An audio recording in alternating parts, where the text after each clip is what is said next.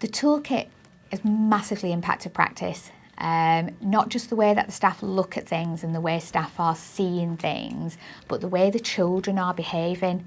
So we've seen the impact in terms of when I'm watching staff with the children, the way they are now directing learning is slightly different, but I think that's because of the observational skills. So they're not just looking at the activity, they're looking at the child, they're looking at the resourcing, they're looking at the areas, and then they're thinking ahead of, so how can we make that different? How can we change that so it supports the children more?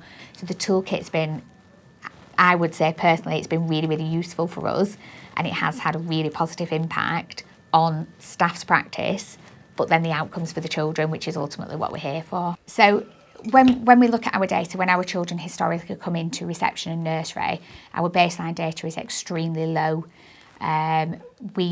If we're looking at the percentage of children at the expected level for the entry, in terms of their prime areas of development, so the personal, social, physical development and communication, it's extremely low. Over the years, we've been around 10%, if not lower.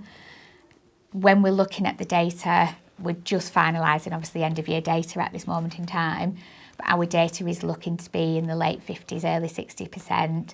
Some of the children who we focused on heavily in the project, so we had 8 boys, 4 of those children who previously wouldn't have got to the expected level of development at the end of reception have done, and the other 4 children have made absolute leaps and bounds in terms of progress. So although they might not be at that expected level of development, the progress of those children has been absolutely phenomenal. And it's those parts of the qualitative data that really made the difference for us, because you can see that and think, actually, this is what we can take and this is what we can move on and move forward with in the future. So it's been really, really positive to see.